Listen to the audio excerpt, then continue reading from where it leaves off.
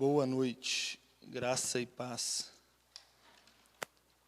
Matéria. Pega uma folha, por gentileza, assina a lista de presença e passa para trás. E depois retorna com o restante das folhas. Boa noite, pessoal, paz. Hoje a gente começa um novo tema, né, que é a antropologia, que é o estudo do homem. Igual antes do José chegar aí, eu estava falando com o pessoal, Nath também, que para que vocês façam essa ligação na mente de vocês, o porquê que eu trouxe a teontologia primeiro, que é o estudo de Deus, e agora eu estou trazendo a antropologia, que é o estudo do homem, né? O porquê disso? É justamente para a gente entender que primeiro a gente está buscando conhecer a Deus, agora a gente entende buscar conhecer o homem e entender qual que é o papel e qual que é a função do homem, o porquê que ele foi feito diante de Deus, né? Qual que é o nosso papel diante de Deus? Afinal de contas, um mundo globalizado, do jeito que a gente está vivendo, que a gente está tão inserido dentro de tantas coisas, se colocando como centro de tantas coisas, né? Vão entender qual que é o papel do cristão em relação a Deus, né? Eu até pedi na última aula nossa de teontologia, justamente para trazer uma redação a respeito com o tema, enquanto mais eu conheço a Deus, mais eu entendo quem sou. Justamente para estar fazendo um link com essa aula, né? Para vocês desenvolverem, né, o raciocínio para fazer um link com a próxima sessão de aula, né? Vão ser 3 aulas sobre o tema antropologia, que a gente começa hoje, né? E essa primeira aula, basicamente, eu quero que vocês pensem a respeito. Vai ser uma aula mais para lançar questionamentos, né? Para vocês começarem a raciocinar. E semana que vem a gente já entra pesado no tema, para que a gente possa fundamentar a antropologia com base na nossa fé. Amém? Para início de conversa, eu queria fazer um repasse daquilo que a gente aprendeu nas 9 aulas passadas, né? Eu comecei nas introduções, né, nos conceitos iniciais, se chamam prolegômenos, né, que são conceitos iniciais, né? São fundamentos, né, daquilo que eu estava ensinando. Então, as introduções, o que eu falei a respeito das introduções? Você lembra? Falei que um homem ele tem vários fundamentos e um deles é ser religioso, né? Eu falei sobre isso. O que mais que eu falei sobre introdução? Aí eu entrei na questão da teontologia, né? Que eu falei sobre o estudo do ser e das obras de Deus. Amém? Eu falei sobre conhecimento de Deus, a revelação de Deus para nós, né, de que forma que ela se manifesta, né? Revelação geral, revelação inata. Eu falei sobre vários aspectos, né? Eu trouxe sobre os nomes de Deus, o que eles significam. Eu trouxe sobre atributos ou características de Deus. Graça e paz. Tranquilo. Paz, boa noite. Eu falei então sobre as últimas aulas, conhecimento de Deus, os tipos de revelação, os nomes de Deus, né, que significam o caráter de Deus, né, os atributos de Deus, que são características de Deus, né? Todo mundo está lembrando? Eu falei sobre os atributos comunicáveis e incomunicáveis e fechei o assunto com a doutrina da Trindade, né? E qual que é a importância, né? São conceitos básicos que eu trouxe, aplicações, né, do nosso dia a dia, alguns erros que nós cometemos no dia a dia, por conta de, às vezes, não ter isso bem consolidado na mente, né? Uma coisa que eu passo por isso também. E eu creio que foi um assunto denso, né? Mas que é necessário que a gente releia, estude, sente em casa, volte a pensar a respeito daquilo, porque, pelo menos às vezes eu aprendi, a gente aprende muitas coisas que são tradições, né, como a gente falou na primeira aula, que muitas vezes precisam ser quebradas mesmo. A gente precisa quebrar aquilo ali para começar a entender realmente na palavra e falar assim, poxa, mas às vezes a tradição ela é mais forte do que está escrito na palavra, e não pode, né? Como a gente já viu que a gente tem que quebrar tradições e deixar que realmente a palavra seja o nosso manual de instrução, nosso guia. Amém? Então, beleza. Hoje a gente inicia o assunto antropologia. Todo mundo pegaram as folhas aí da matéria, o resuminho? Assinar a lista de presença também. Então, basicamente, hoje, como eu já disse aqui antes, serão 3 aulas de antropologia.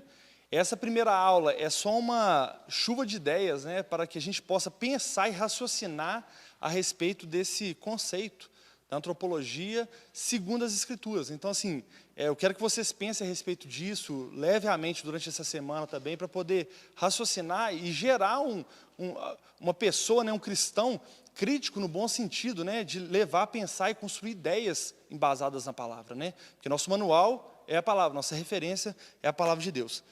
Perfeito? Quem trouxe também, quem tiver trazido a redação que eu pedi, depois pode recolher e entregar. Repetindo novamente, né? Eu só pedi aquele tema de redação, e quanto mais eu conheço Deus, mais entendo quem eu sou, para poder fazer uma ligação com o tema que a gente está entrando, antropologia, que é o estudo do homem. Perfeito? Então, primeiro ponto, antropologia.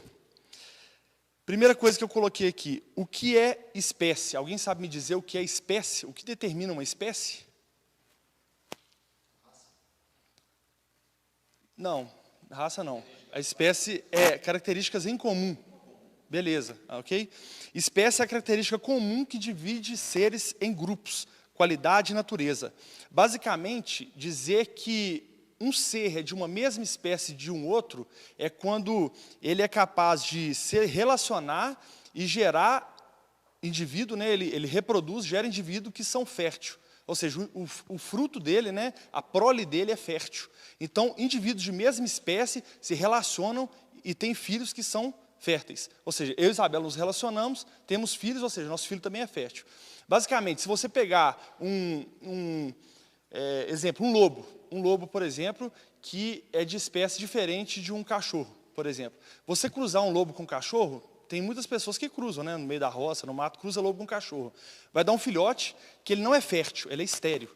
Né? Ele possui um vigor, fica um animal mais forte, um animal mais vívido, mas ele não é um animal fértil. Ou seja, o fato de cruzar duas espécies, quando elas geram prole, elas não são férteis. Né? O pintacilgo com o roxinol, dá o pintagol, que não é um animal fértil também. Então, ou seja, espécie é aquilo que determina uma mesma, um grupo, né, com características idênticas. Né? É o que faz separação de espécie, é grupos com características idênticas.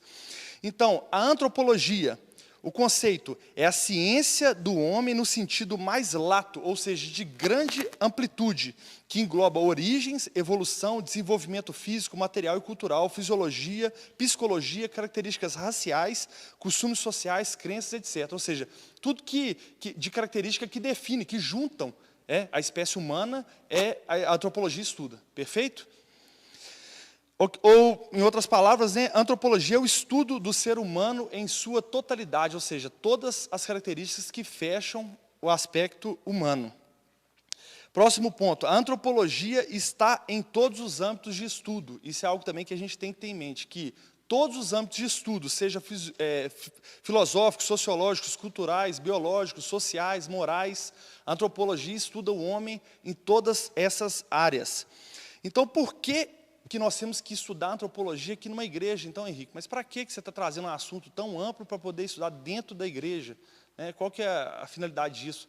É justamente a gente entender, diante de um mundo que volta tanto ao ego do homem, tanto à nossa vontade, ao nosso bem-estar, entender quem nós somos diante do nosso Deus, do nosso Criador, entender quem que nós, como estudo do homem, né, nosso, quem que nós somos diante das Escrituras, né? O que as Escrituras dizem que eu sou, né?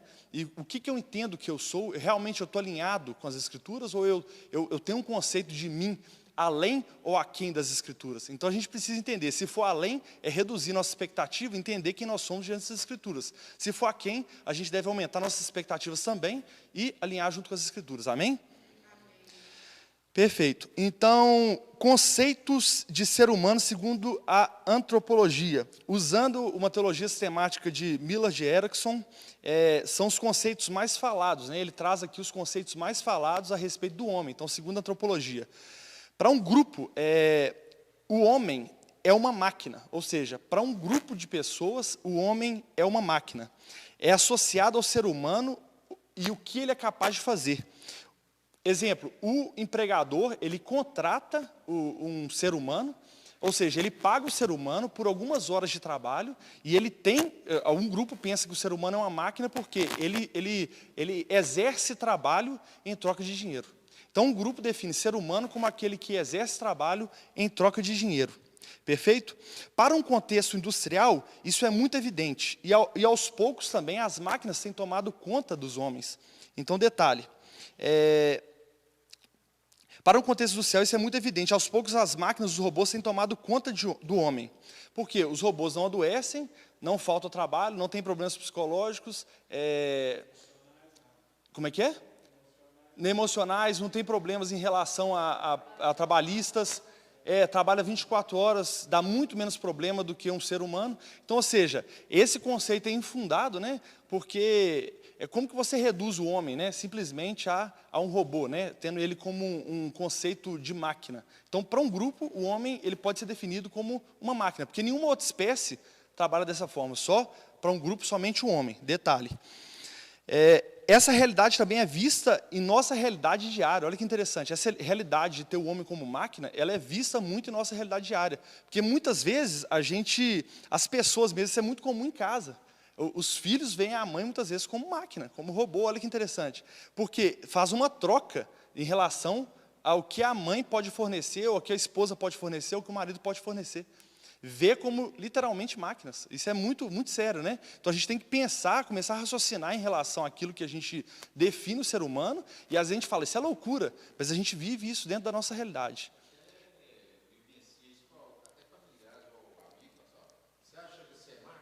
Justamente.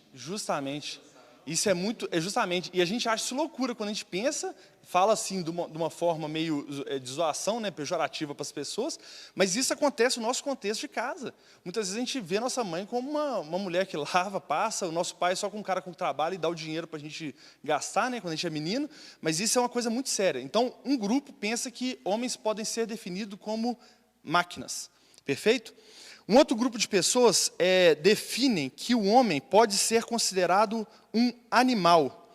Ou seja, o homem é um membro do reino animal, derivado de uma forma de vida mais elevada, possui uma forma física diferente, não necessariamente superior, uma capacidade craniana um pouco maior e um mecanismo de estímulo-resposta mais desenvolvido do que os outros animais. Perfeito? E é basicamente como um cachorro, que ele aprende, com base em comandos, com estímulos, ele aprende a fazer aquilo que é necessário fazer. Entende? Ou seja, esse estímulo positivo ou negativo, sendo que o negativo ele é menos usual. Então, basicamente, se o cachorro faz aquilo que manda, o dono vai lá e dá um petisco. E isso é aplicado também na realidade, entendendo o homem como um animal. Um grupo entende que o ser humano, na antropologia, é considerado um animal. Entende? Perfeito? Claro para todo mundo? Conceitos de antropologia segundo alguns grupos. Alguns entendem que o homem é uma máquina, outros entendem que o homem é um animal. Então, ou seja, se o homem, na sua fase adulta, ele trabalha direito, ele é um bom funcionário, ele não falta, ele está sempre disposto a ajudar, ele é recompensado, ele é estimulado com um aumento de salário, com um aumento de posição, um aumento de cargo. Olha que interessante. Então, para um grupo, um homem é considerado animal. A única diferença é que é um pouco mais desenvolvido do que os outros animais, sua forma craniana é um pouco mais elevada do que os outros animais, mas ele é considerado somente um animal. Detalhe, essa não é a nossa visão. Eu estou mostrando para você as visões mais faladas, as visões mais conhecidas no mundo a respeito da antropologia. Terceiro ponto, o homem é um ser sexual, né? Interessante. Freud, todo mundo conhece Freud aqui, neurologista, ele acreditava no conceito do comportamento humano deriva das suas motivações e energias sexuais. Ou seja, absolutamente tudo que o homem faz é derivado das suas energias e dos seus impulsos sexuais. Esse conceito tem que o sexo é a experiência humana mais significativa da vida humana. E que basicamente tudo para ser vendido tinha que ter um apelo sexual, tinha que ter algum cunho sexual. Né? O conceito de que seres humanos são essencialmente sexuais é amplamente aceito em nossa sociedade. Né? Isso é muito comum. No conceito igreja, principalmente igreja cristã, protestante, isso é muito retraído. Né? Não é falado a respeito desse cunho sexual. Mas no conceito mundo, né, a gente participou de uma conferência esse final de semana, que assim, no conceito mundo, tudo relacionado a cunho sexual, o homem está fortemente inserido. Então, para alguns pensadores, como Freud, acreditava que o homem era definido como um ser sexual. Como que você define o homem? Uma característica comum para todos é um ser sexual. São pessoas que estão fortemente ligadas a tudo de cunho sexual. Olha que interessante. Às vezes a gente omite isso um pouco dentro da igreja, de forma bem... isso não é muito falado dentro das igrejas cristãs, mas o homem realmente está ligado fortemente ao cunho sexual. Você vê que o homem, ele desde novo, ele já tem homem e mulher, já tem uma vida voltada àquilo. Mas detalhe, essa teoria também não é o que nos define, mas é muito interessante, né? Uma ideia muito interessante que C.S. Lewis falou. Preste atenção. Se a gente... É muito fácil, né? É muito fácil você lotar um teatro, você lotar uma arena de pessoas para poder assistir um striptease. É muito fácil lotar isso. Todo mundo concorda? No conceito mundano, é muito fácil encher com 500 pessoas um teatro para poder ver um striptease ali, seja de homem ou de mulher. E olha que interessante, agora se pense, né, em outra realidade, um teatro ou uma arena lotada de pessoas sentadas, fixas no palco, olhando para uma banqueta com um prato em cima. E esse prato está coberto com um pano, um pedaço de pano ali. E, vagarosamente, esse pano é retirado como forma de um striptease, né, uma retirada, e, quando termina de retirar o pano, tem um pedaço de carne. Olha que interessante. É como se... Pense agora, você vendo essa realidade, você observando uma arena lotada, um teatro lotado, com um pedaço de pano cobrindo um prato, e, de repente, é tirado, e ali um simples pedaço de carne. O que você pensaria? Isso é loucura. Esse povo aqui tem algum problema em relação à alimentação. Esse povo tem algum problema em relação ao consumismo de alimentos, né? Agora imagine um ser criado em outro planeta, desenvolvido de outra forma, criado de outra forma, vir para a Terra e ver a nossa realidade humana, parando para poder assistir um striptease, seja de homem ou de mulher. O que pensariam de nós, né? Essa humanidade, ela é completamente louca, né? Obsessiva pela questão sexual.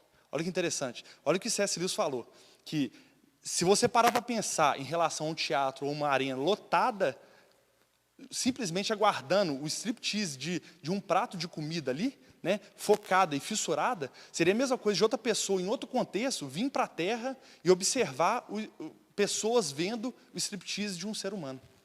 Olha que interessante, é a mesma proporção, vocês entenderam? Perfeitamente? Entendeu? Então, ou seja, realmente a sociedade é muito ligada também ao cunho sexual. Perfeito? Mas isso não nos define. Isso são ideias que são fortemente defendidas, mas que não nos definem. Amém?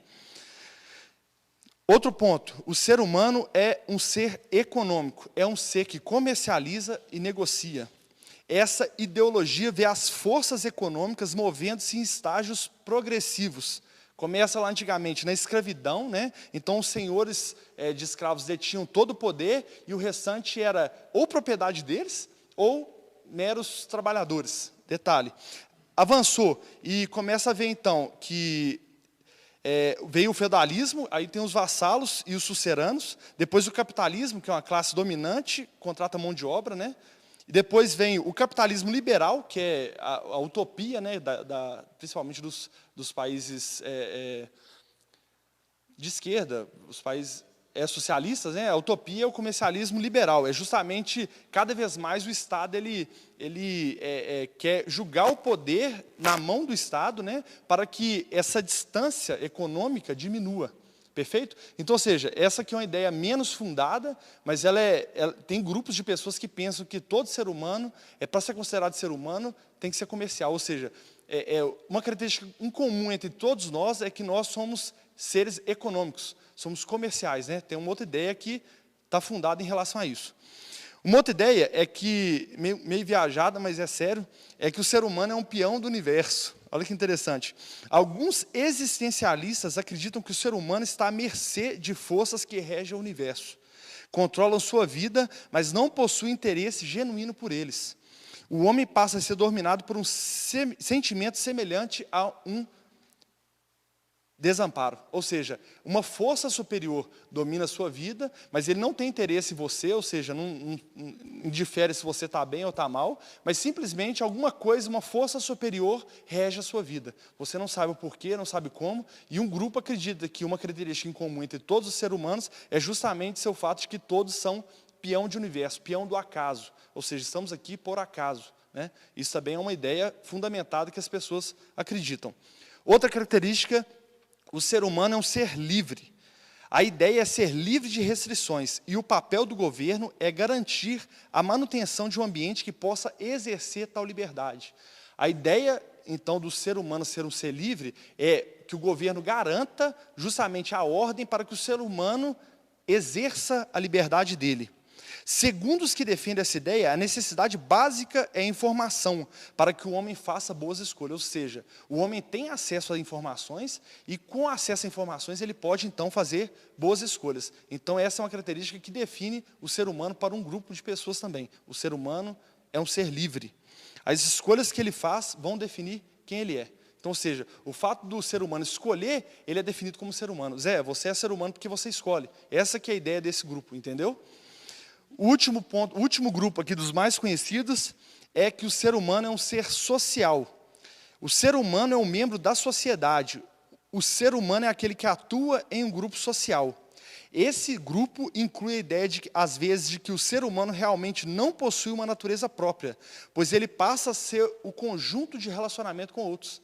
Ou seja, o ser humano, ele só é ser humano pelo fato dele interagir com outros. Então, se você é uma pessoa introvertida, que não se interage, que fica só na sua, você não seria considerado um ser humano. Então, ou seja, é uma ideia de um grupo de pessoas que pensam que o ser humano é um ser social, e isso define, mas é uma ideia meio infundada, né? Não tem muita lógica. Então, o fato de eu não interagir, eu não sou ser humano.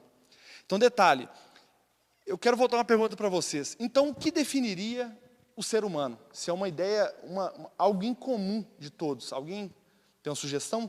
Afinal, o que define o ser humano? Alguma ideia? Alguma coisa em comum? É. Raciocinar? Mais alguém? Não, você está falando aspectos? O que eu falo assim, uma característica única que é comum entre todos os seres humanos, é espécie. Uma característica única que é comum em todos os seres humanos. Isso aqui são ideias de pessoas que pensam que todo ser humano é social, outros pensam que todo ser humano é livre, um outro grupo de pessoas pensa, não, a única característica que assemelha a todos é porque todos são livres. Outros pensam que a única característica que assemelha a todos, porque todos são sexuais. Raciocínio, pode ser, o ser humano é aquele que é capaz de raciocinar. Ter vontade, vontade própria, que pode associada à liberdade aqui, um ser dominante. Justamente, realmente, o que a Rafa falou ali sobre raciocínio, justamente. O que a Rafa falou sobre raciocínio, eu acho que seria o mais sensato, né? Mas olha que interessante. E no caso daquelas pessoas que nascem sem qualquer capacidade de raciocínio lógico ou mental, elas deixam de ser humanos? Então, como que a gente pode reduzir o ser humano naquele que pensa? Né? Ou se acontecer um acidente, a pessoa perdeu completamente, está em estado vegetativo, perdeu completamente o senso da vida, ela deixou de ser humano por isso? Entende? Afinal de contas, o que define o ser humano? Né? É uma pergunta que há milhares de anos ela é muito questionada, ninguém consegue responder à luz da sociologia, filosofia, biologia, né? E nós vamos entender agora o aspecto que mais satisfaz a nossa vida como cristãos. Perfeito? Todo mundo acompanhando? Então, beleza. Para pensar, alguns materialistas que defendem que o homem é mais um animal, mas nem mesmo o biólogo mais estudado vai olhar para o seu bebê recém-nascido e vai vê-lo como mais um mamífero. Ou seja, o biólogo, o materialista, ele define que o homem é um animal, mas nem mesmo ele, né, que defende essa ideia de que o homem é um animal, vai olhar para o seu filho e vai achar que ele é mais um mamífero. Né? Ele não vai reduzir o filho dele a um mamífero, nossa, somente um mamífero. Né? Não é verdade? Vocês concordam? Outra questão. Concepções como definir o ser humano como sexual e econômico, né, que foram características que a gente falou, são deficientes, pois mesmo sendo aspectos de necessidades básicas, ainda persiste um sentimento vazio de insatisfação. Reduzir o homem a simplesmente um ser sexual ou um ser econômico não é completo para nos definir. Quem concorda? Isso é completo para nos definir? É lógico que não. Ideias como mecanicista, ou seja, trazer a ideia de que o homem é uma máquina, despersonalizam os seres humanos, portanto, são frustrantes. Ou seja, tira a ideia de que a gente é pessoal, né? Tratar a gente como, esse paralelo, como o homem sendo uma máquina, tira da gente essa ideia de pessoalidade, né? De convivência, de relacionamento. Último ponto. Logo, a concepção cristã é a alternativa mais aceitável e compatível com toda nossa experiência. E nós vamos entender agora sobre, um pouco mais para frente, sobre a ideia cristã a respeito da antropologia. Vocês viram que eu trouxe ideias mais fundamentadas hoje na Terra, né, no globo terrestre, essas 7 ideias, de quem o homem é para diversos grupos. Né? E você vê que elas não satisfazem. Né? O homem está há milhares de anos estudando, buscando entender o que significa a espécie humana, quem ele é, né? Quem ele é diante da sociedade, diante de um todo, quem ele é nele mesmo, e o homem não consegue respostas, né, a respeito de quem ele é. Olha que interessante. Detalhe, para você entender de modo bem amplo, né, eu trouxe alguns pontos para a gente pensar, e para a gente entender de modo bem amplo, eu reduzi de forma bem grosseira 2 grupos de antropologias não bíblicas. O primeiro grupo é o grupo de idealistas. Eles consideram o ser humano fundamentalmente espiritual e o corpo físico é estranho. Ou seja, os idealistas resumem, né? Ou seja, é um grupo de pessoas, né? Que essas ideias todas que a gente falou agora está entre esse grupo e o próximo grupo, que é os materialistas. Ou seja, divide entre esses 2 grupos. Os idealistas consideram o ser humano fundamentalmente espiritual. Ou seja, isso pode haver uma certa relação com a nossa ideia cristã. A gente valorizar muito espírito e alma e deixar a questão do corpo fora do âmbito salvífico, fora do âmbito da salvação. Né? E a Bíblia é clara falando que nós vamos ressuscitar em corpo. Né? Como Cristo ressuscitou em corpo, foi para o céu, a gente participa do corpo de Cristo. Então, ou seja, olha uma ideia que não tem fundamento, uma ideia idealista, e que muitas vezes a gente se associa a ela. Então, ou seja, a ideia de trazer a antropologia é para que a gente entenda onde nossa fé está embasada. Então, primeiro ponto, ideia idealista, considera o ser humano fundamentalmente espiritual, ou seja, somente espírito, e o corpo físico é estranho. A alma imortal, e negam a ressurreição do corpo. Os apoiadores dessa ideia falam que a alma é imortal, a alma que vai viver eternamente, mas o corpo é pó, simplesmente pó, que vai voltar à terra, faltam cuidados com o corpo. Né? Isso é muito engraçado. Exemplo, a filosofia da Grécia Antiga. Né? É muito comum você ver, em relação ao início da igreja, por exemplo, que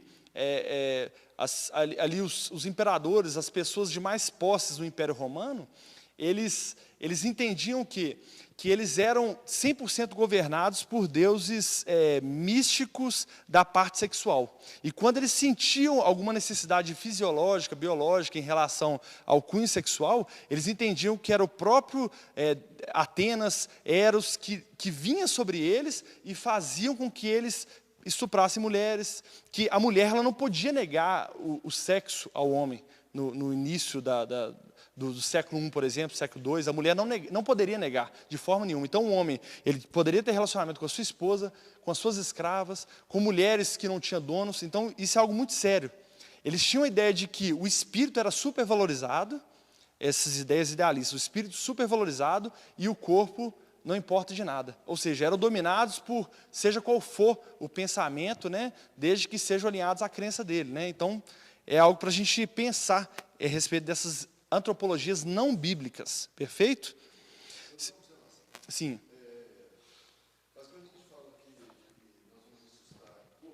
Sim. Mas é carne, não deixa de ser, né? Cristo, ele subiu em carne, né? E muitas vezes a gente se resume simplesmente em... Ô, pai, vai entender, isso aí é algo, tem mistérios descritos na palavra que é impossível que a gente entenda.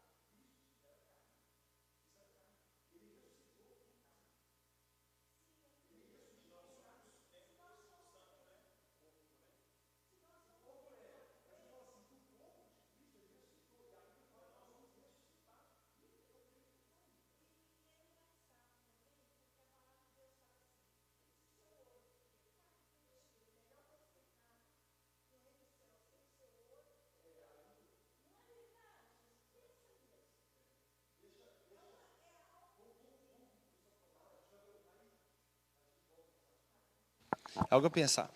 E tem outro grupo que fazem parte da antropologia não bíblica, que são os materialistas. Eles consideram o ser humano fundamentalmente material e a sua vida mental, emocional e espiritual são considerados subprodutos da vida material. Ou seja, o que está em evidência é o externo, exato, e o interior abre mão, né? Isso aí não tem tanta importância, isso é só um subproduto, né? É loucura também. O grande problema dessas antropologias é que elas sempre são unilaterais. Presta atenção, essas antropologias elas sempre são unilaterais. Elas julgam que o ser humano é só um dos aspectos, ora espiritual, ora material. Então, ou seja, alguns julgam, focam muito no aspecto espiritual, alguns focam muito no aspecto material. Qualquer noção do ser humano que o coloca no centro, ou que coloque qualquer coisa no centro que não seja Deus, é idolatria. Vai muito em relação à ênfase que o homem dá em relação a ele, em relação às ideias dele, né? A gente tem que entender o quê? Vai ligar isso mais para frente aqui? Eu acho que eu coloquei isso no lugar errado. Mas é de que o ser humano, nós como cristãos temos que pensar na antropologia com base no que as Escrituras nos revelam. Que nós vamos entender isso um pouco mais para frente, né? Quem nós somos diante das Escrituras. Então, nós já entendemos que o corpo, a alma e o espírito importam diante de Deus, né? Isso tem uma grande importância no conceito bíblico, né? A gente, vamos passar para frente, depois a gente vai voltar. Para refletir, segundo para refletir aqui, ó. Existe alguma infiltração na nossa visão antropológica que vai contra o que a Bíblia ensina? Então, ou seja, diante daquilo que você sabe sobre o ser humano, existe alguma ideia relacionada a uma antropologia materialista ou idealista na sua vida? Alguma ideia que você tem, né? É uma pergunta para você pensar, né? Raciocinar a respeito, né? Para a gente construir o nosso pensamento. Como a nossa concepção de pessoa humana pode nos ajudar a entender a Deus um pouco melhor? O conhecimento do homem é verdadeiro, e na medida em que o homem se conhece em Deus, entendemos, então, quem nós somos a partir do nosso Criador, porque foi Ele que nos fez, então, nós precisamos basear o conhecimento do eu, né, do homem, com base em Deus, que foi quem nos criou, né? Ele é o melhor para poder falar quem somos. Amém? Conhecer quem eu sou nos faz entender a obra de Cristo no Calvário, ou seja, qual a relação entre a obra de Cristo e os efeitos do pecado sobre minha vida, né? Eu estou entendendo que o fato de Cristo ter morrido por mim na cruz implica mudança na minha vida? Ou eu continuo da mesma forma, desde quando você conheceu a Cristo, ou você está buscando se santificar? Qual que é a relação entre você, homem, entender a obra de Cristo no Calvário? Isso implica mudança na sua vida ou não? Ou não implicou em nada? Então, aspectos para a gente pensar. Qual a relação entre antropologia, soteriologia, que é a salvação, eclesiologia, que é a igreja, e escatologia, que é a doutrina das últimas coisas? Então, ou seja, Cristo nos salvou, antropologia, nós, né? Cristo nos salvou, salvação remete à soteriologia. Cristo nos salvou nas condições de pecadores e inimigos de Deus, para nos unir com o povo de Deus, ou seja, eclesiologia, com a esperança de uma vida futura sem dor e sem pecados. Escatologia, doutrina das últimas coisas. Ou seja, olha a relação dessas doutrinas que são fundamentais na vida cristã, e como eu falei, né, nós vamos entrar em doutrina da igreja no próximo módulo, né, e vamos tratar todas essas doutrinas. Olha a relação que tem isso aqui no conceito cristão, né, entendendo quem eu sou. Quando eu sou, essa ligação entre homem, igreja, obra salvífica e escatologia. Tudo isso está ligado, né? O homem entender quem ele é, diante disso, ele entende que a obra é toda por meio de Deus, né? O homem, ele é aquele criatura, que nós vamos entender isso mais para frente. Exato. Qual a relevância para uma antropologia cristã para a nossa vida diária? Saber quem nós somos segundo as Escrituras nos ajuda de que forma? Nos entender segundo a Bíblia nos ajuda de que forma, né? Nós vamos ver isso. O homem não se encontra em estado de evolução, mas de involução. Olha que fantástico. O homem, ele não se encontra em estado de evolução, mas de involução. O homem foi criado em estado perfeito, de forma perfeita, a imagem e semelhança do Criador, mas com o pecado, ele regride. Você vê que a imagem do homem foi manchada totalmente. Então, o homem em pecado, o homem que caiu, ele está totalmente uma imagem distorcida, né? A imagem do homem ele foi completamente distorcida e a gente está em estado de regressão, não em estado de evolução, né? Isso é interessante pensar também. Perfeito? Perguntas para vocês pensarem, que nós vamos trazer a aplicação pesada desse conteúdo na próxima aula. Então vamos lá, a doutrina do homem a partir das Escrituras. Importância da doutrina do homem é forte. Gênesis 1:1. No princípio criou Deus os céus e a terra. Ou seja, Deus criou o homem e o ambiente a qual ele estaria inserido. Deus proporciona condições excelentes para o homem viver. Olha que fantástico. Deus ele cria o homem, o ambiente a qual ele vai estar inserido, né, de forma perfeita. Então a gente já parte do princípio, já que a gente já passou sobre todas as antropologias, os estudos, viu que para nós cristãos e para o mundo em si, a única resposta perfeita a respeito do homem está em Deus. Nós vamos entender qual que é a característica única para todos. Nós vamos entender isso aqui na Bíblia. Gênesis 1:26 a 31. Alguém pode ler, por gentileza?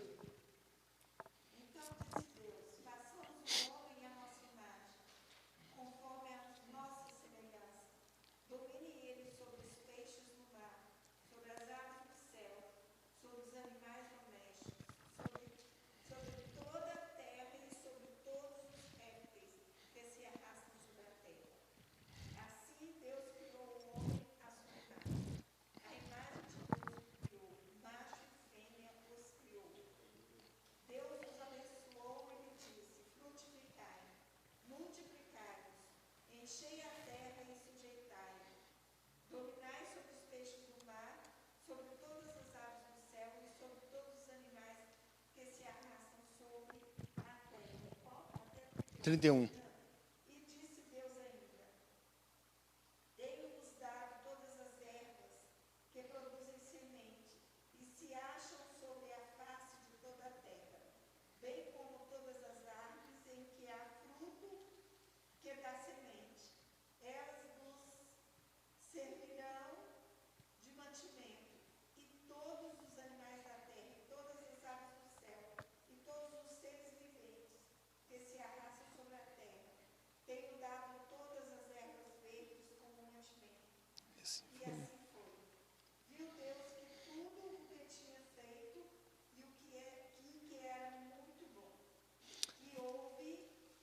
de manhã e o dia sexto. Esse foi o sexto. Então, refletindo a respeito desse texto, primeiro ponto que eu vejo como uma ideia global é que o homem, ele não é autoexistente e não é autossuficiente como Deus. Então, ou seja, o homem foi criado. Perfeito? O único autoexistente e autossuficiente é Deus. O homem criado a partir do nosso Deus. Outro ponto, o único que pode afirmar quem o homem é o próprio Deus, porque ele foi o criador do homem. Ou seja, o único que pode trazer uma característica em comum de todos os homens, explicar a antropologia, quem é o homem, é Deus. É somente Deus, segundo as Escrituras, que ele é o único que pode trazer o conceito de quem um homem é. Outro ponto que a gente pode extrair desse texto aqui, o homem foi criado à imagem e à semelhança de Deus. Vamos parar para pensar que isso pode ser o ponto que assemelha a todos os homens. Olha que interessante. A única coisa em comum entre todos os homens. Mas nós vamos aprofundar nesse assunto na próxima aula. Outro ponto que eu consegui tirar desse texto, que o homem domina então sobre tudo, e tudo está sujeito a ele. O que isso pode trazer a ideia? De que tudo está sujeito ao homem. Homem, imagem e semelhança de Deus. E agora tudo sujeito ao homem. O homem foi criado segundo a imagem e semelhança de Deus. Os animais foram criados segundo a sua espécie. O homem é o único que possui essa mesma imagem moral, né? Essa imagem santa, aspectos pessoais de Deus, e os animais não. E todos os animais são sujeitos ao homem. Presta atenção. Assim como os animais são sujeitos ao homem, todos, nós e os animais, somos sujeitos a Deus. O homem, reflexo daquilo que Deus é. Presta atenção, tanto que isso é sério. Gênesis 2, versículo 15 a 25. Sério, né? Alguém pode ler, por gentileza.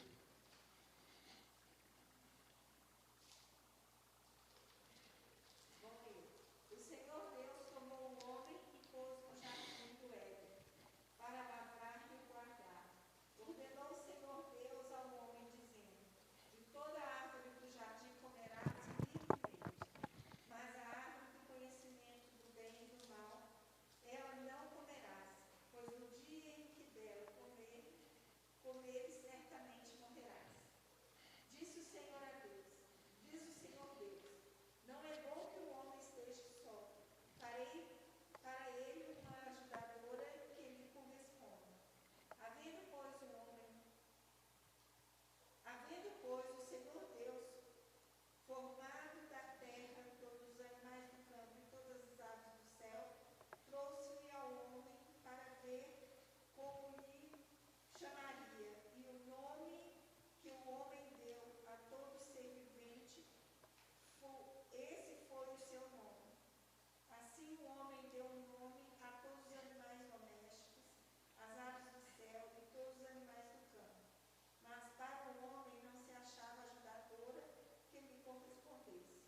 Então o Senhor fez cair um sono pesado sobre o homem, e este adormeceu. Então tomou o Senhor Deus uma das suas costelas e fechou a carne em seu lugar.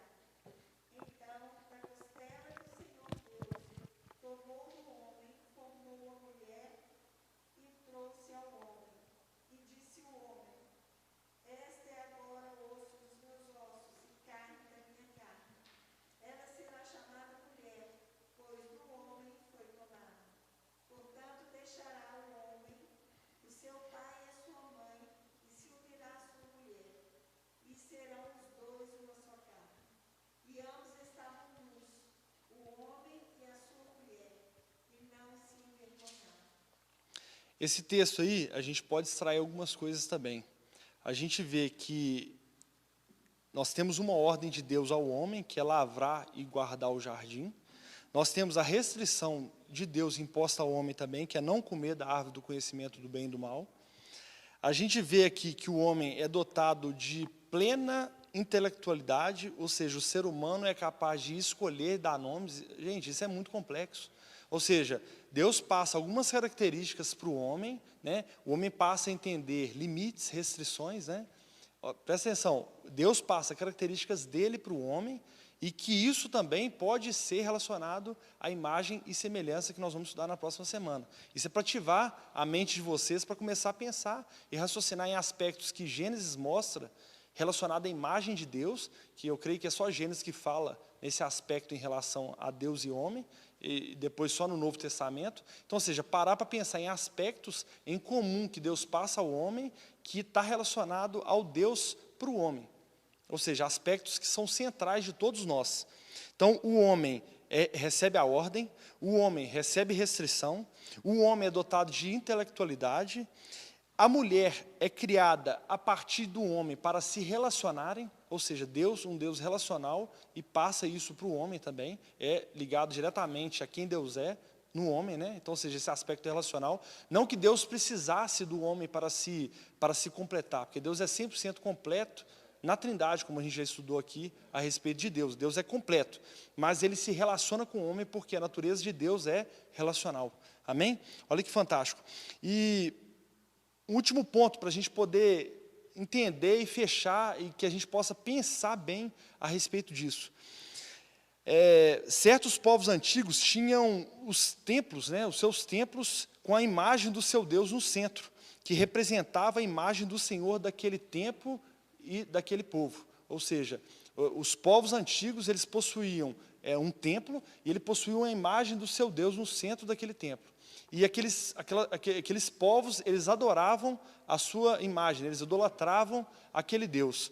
Olha que interessante, o relato de Gênesis é de um Deus que cria o planeta com o seu próprio templo, cria o planeta como seu próprio templo, convoca a criação como um todo para adorá-lo e render graça ao nome dele, né? Ao nome de Deus. A imagem desse Deus, então, é colocada no centro desse mundo, nós, e podemos ver que todos os animais, espécies e criaturas se submetem ao homem. Olha que interessante. Olha essa ideia de que o homem é colocado no centro como administrador da obra de Deus, como imagem e semelhança, como aquele embaixador que vai administrar o mundo do Senhor. E antes mesmo da queda, todos os animais e todas as plantações, todas as hortaliças, animais aquáticos, selvagens, tudo estava sujeito ao homem. O homem é como embaixador de Deus nessa terra, que por conta do pecado distorceu, hoje a gente vislumbra isso, mas o homem é colocado como centro e toda a criação rende graças ao homem, porque ele reflete Deus perfeitamente. Toda a criação tem receio do homem, está sujeita ao homem, porque ele refletia 100% a ideia moral de Deus. A função nossa como homem, carne, espírito e alma, é sempre voltar ao nosso Deus, é sempre voltar a glória a Deus. Por isso que com a nossa carne também, a gente deve glorificar a Deus em todos os aspectos, né? Entende? O todo. Então o homem colocado no centro da terra como objeto de, entre aspas, como objeto embaixador de adoração, entre que todos os animais reverenciam a esse homem, porque ele é 100% a imagem de Deus. Fantástico, né? Mas por conta do pecado algo mudou. Nós vamos ver isso na próxima aula e entender um pouco mais a fundo o aspecto comum entre todos os homens, né? Que a biologia não ensina, a sociologia, a filosofia, né? Vários aspectos antropológicos, mas a Bíblia ela é nosso guia e manual para entendimento. Que Deus nos abençoe. Amém? Vou fazer uma oração.